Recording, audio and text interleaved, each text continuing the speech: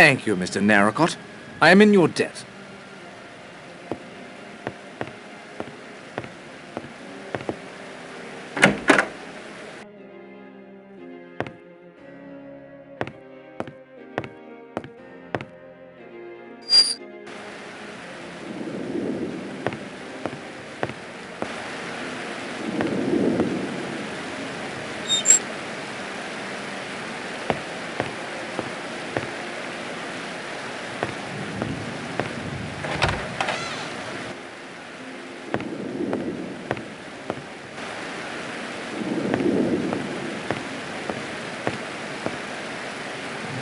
Now, Rogers, tell us about that extraordinary voice.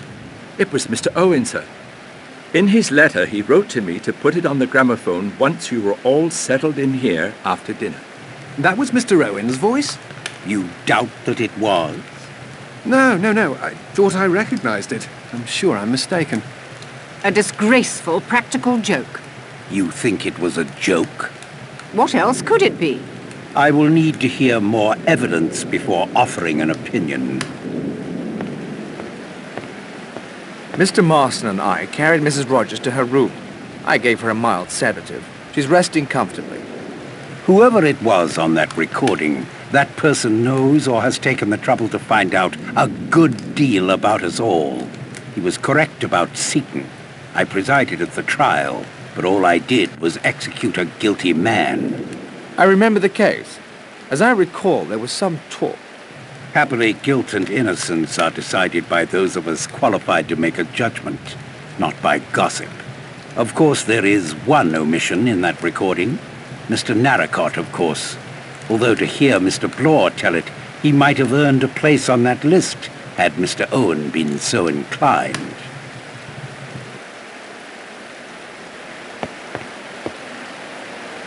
Any truth to the accusation against you? It's a matter of interpretation, you understand. But I'd have to say, yes. Will you tell me how it happened? Elderly woman. Poor devil.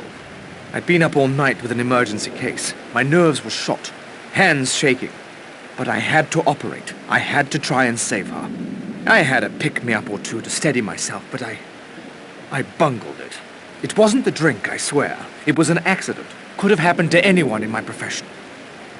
What brought you here to Shipwreck Island? Owen sent me a note, asking me to have a look at his wife, who's been suffering from arthritis and muscle spasms. What was the gossip concerning the Seton case? I'm not one to spread gossip to just anyone about a man as distinguished as Justice Wargrave. If I were certain about it, perhaps. But I'm not. Good evening, Doctor.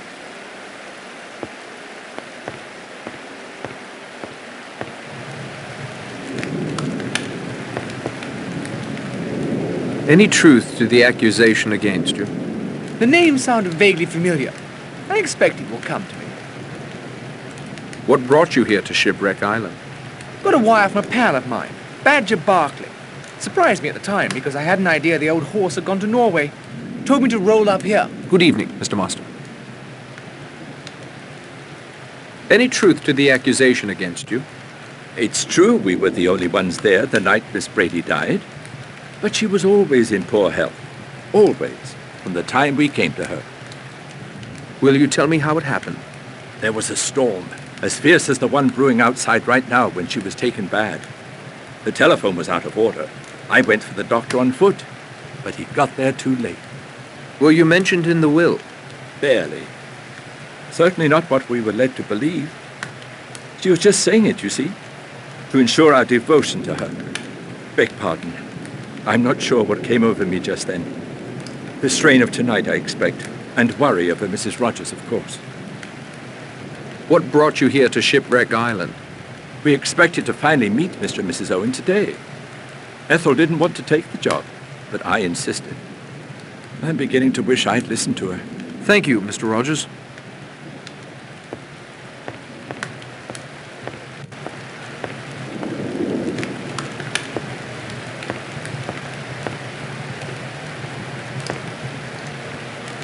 Any truth to the accusation against you? I remember Seton perfectly well. Playwright, charged with the murder of a chorus girl. He was found guilty. Hung himself in his cell 3 days later. Saved the Crown the expense of doing it for him. Thank you kindly, Judge. Any truth to the accusation against you? About that child, Cyril Hamilton. I was nursery governess to him. Will you tell me how it happened? I'd like to tell you. Cyril was forbidden to swim out far.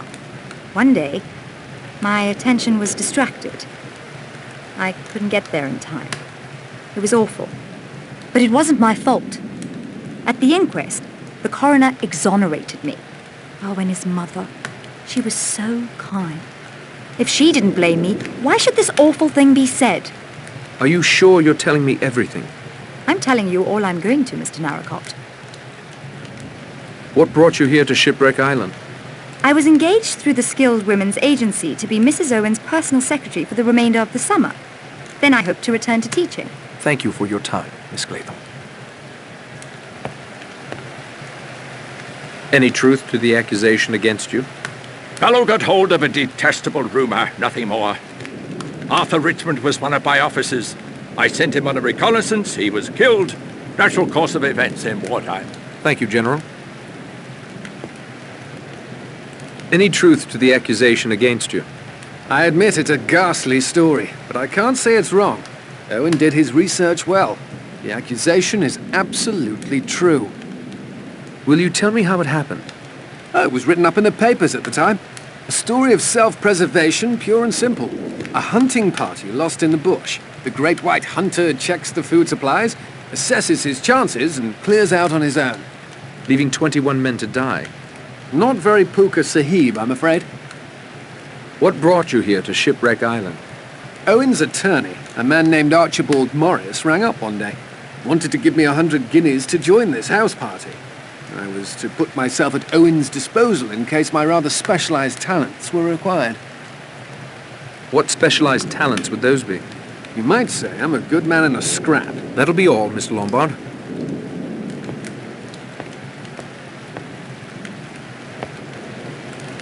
Any truth to the accusation against you? Look, Narracott, if that's what you want to call yourself. The rules have changed. Can't you see that? The past is past. It's the present we should be worrying about. Something is not right here. Will you tell me how it happened? All right. Perhaps I was doing the odd favor for the Purcells. But if your brother was framed, I had nothing to do with it. Yes, they paid me to perjure myself about Landor. Thanks to them, I was able to put enough away to set up my own detective agency. Nothing fancy, but I've been straight ever since, I swear. Landor died. He got penal servitude for life and died in Dartmoor a year later. Not my fault he was such a delicate man. What brought you here to Shipwreck Island? I run a little detective agency in Plymouth these days. I'm on a job. To protect Mrs. Owen's jewels, the letter said. Mrs. Owen, my foot. I don't believe there's any such person. Thanks, Blore. Any truth to the accusation against you? Beatrice Taylor was in service with me. Not a nice girl, as I found out too late. Loose. No morals whatsoever. Will you tell me how it happened? It was some time before I found out she was what they call in trouble. Her parents were decent folk, too. I'm glad to say they did not condone her behavior when I told them of it. What happened to Beatrice? Naturally, I did not keep her an hour under my roof. No one shall ever say that Emily Brent condoned immorality. How did she die? Not content with having one sin on her conscience, she committed a still graver sin. She took her own life, threw herself in the river. If she had behaved like a decent young woman, she'd be alive today. You have no regrets? She made an excellent breakfast. I miss that. Fresh juice every day. What brought you here to Shipwreck Island? I received a letter with a signature that was not very easy to read. It purported to be from a woman I'd met at a certain summer resort 2 or 3 years ago. I am quite certain I have never met or become friendly with anyone of the name of Owen. I overheard you mention St. Trednick to Miss Claythorne. I was staying at a seaside hotel near St. Trednick this same week of August 4 years ago. That boy Cyril Hamilton drowned near there. It was the talk of the town. His half-brother was much older. Hugo, I think his name was. Cyril was a vile child, by all accounts, but first in line for the family title and estates. When he died, it all went to Hugo. He was just about Miss Claythorne's age. There was talk of something between them. You're suggesting Vera let the boy drown so the man she loved could inherit? That would be idle gossip. I don't indulge in idle gossip. I've only told you the facts of the case as I remember them. Thank you, Miss Brent.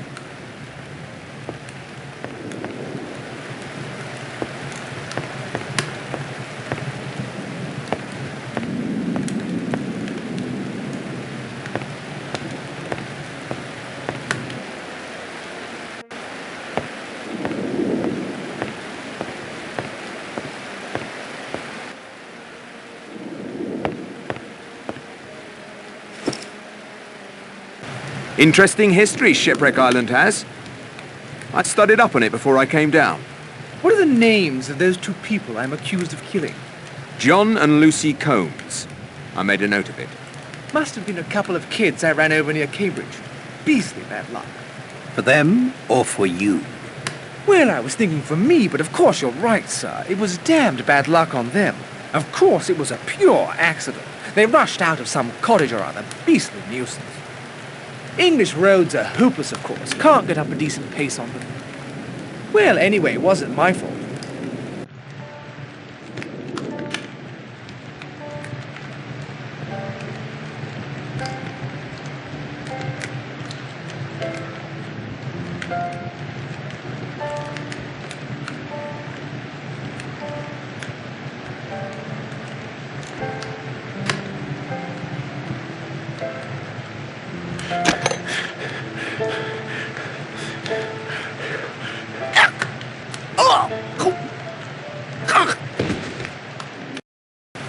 This man is dead.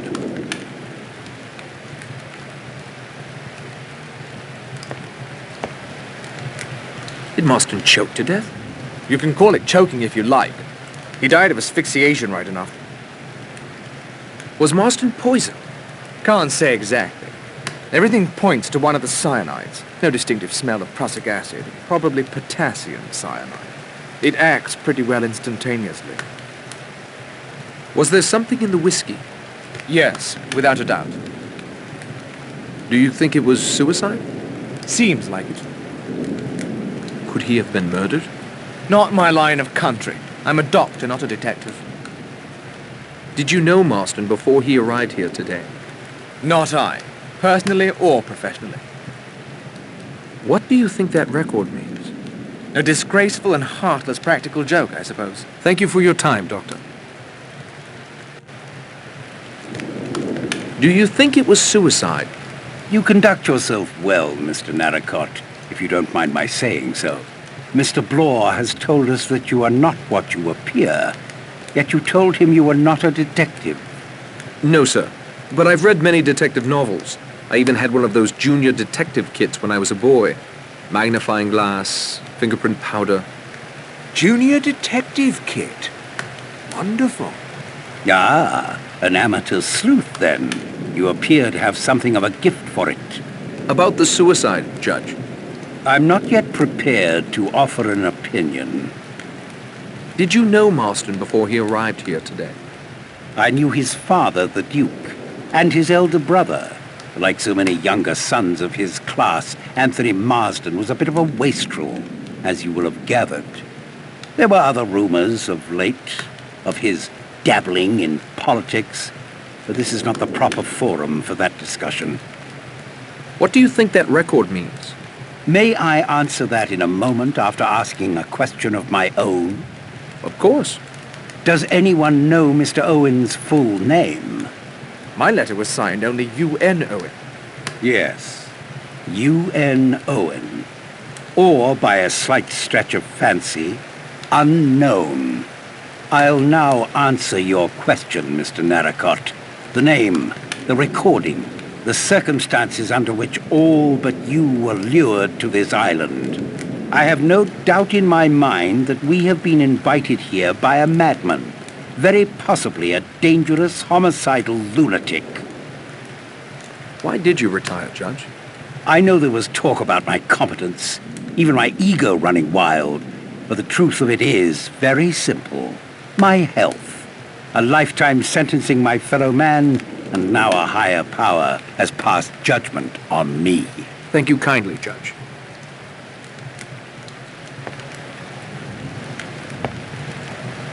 Do you think Marston committed suicide? I shouldn't have said Mr. Marston was a suicidal type of gentleman at all. Did you know Marston before he arrived here today? Never clapped eyes on him. And who gave you the authority to question us? You're under no obligation to answer me. What do you think that record means? I don't like it. Not one bit. Very queer, the whole situation. That'll do, Mr. Bloor. Do you think Marston committed suicide? Yes. In my experience, certain types of individuals, when faced with their sin, will then commit the greater one. Did you know Marston before he arrived here today? No. What do you think that record means? There is something very peculiar about it. That is all, Miss Brett.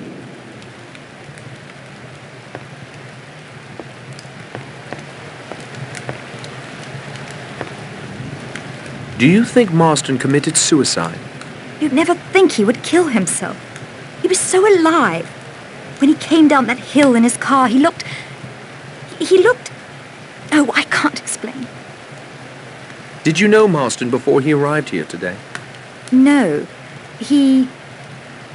I'm sure I would have remembered. Steady, Miss Claythorne. The lad had his faults, you know. What do you think that record means? It was unfair, what it said. Very unfair. You seem to be a remarkably perceptive girl, Miss Claythorne. Why, thank you, Mr. Narracott. Is there anything you can tell me about our fellow castaways? Castaways? You make it sound so... Romantic? I was going to say dramatic. Let me see. No one has confided any secrets to me, I'm afraid. Oh, except one. That is... I really don't know you well enough to answer you. A pleasure as always, Miss Claythorne. Do you think Marston committed suicide? He didn't seem particularly remorseful. Of course, the record might have set him off somehow. A new incident long after the fact may create a strong feeling of guilt or fear. Wouldn't you say, Doctor? Possible. Quite possible. Did you know Marston before he arrived here today? Heard of him, but we'd never crossed paths or swords. What do you think that record means? There is something wrong with this entire weekend, and especially with our host, Mr. Owen. I believe we're all coming around to that conclusion. Yes, but I know something you don't, Judge. What is that? I recognize the voice on that recording, and it was definitely not Mr. Owen. Who was it? Not so fast, Narracott. Not until I think things through a bit more. Thanks for your time, Mr. Lombard.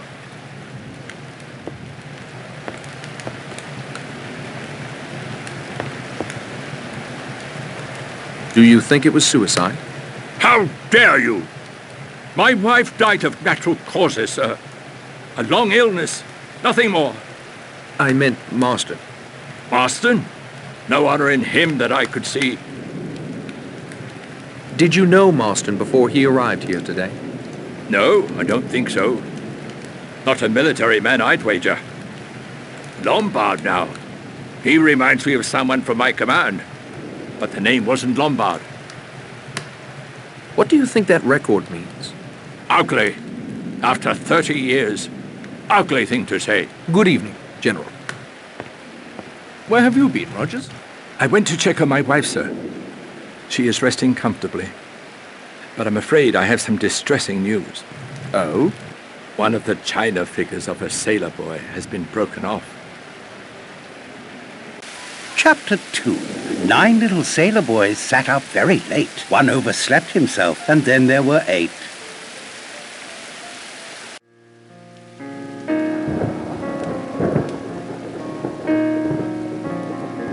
Filthy night. I tried to go out to get some more wood for the fire, but the wind drove me back. A storm like that will keep us all indoors. My apologies for the accommodations, Mr. Narracott, but all the beds are taken. Makes one wonder where the Owens were planning to sleep, doesn't it? A good servant follows instructions, sir. He does not question his employer, unless you'd like to share the deceased's room with the corpse. This will do fine. Thank you, Rogers. I'll wish you a good night then, sir.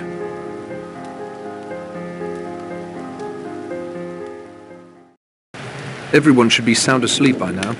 Good time for a little stealth work.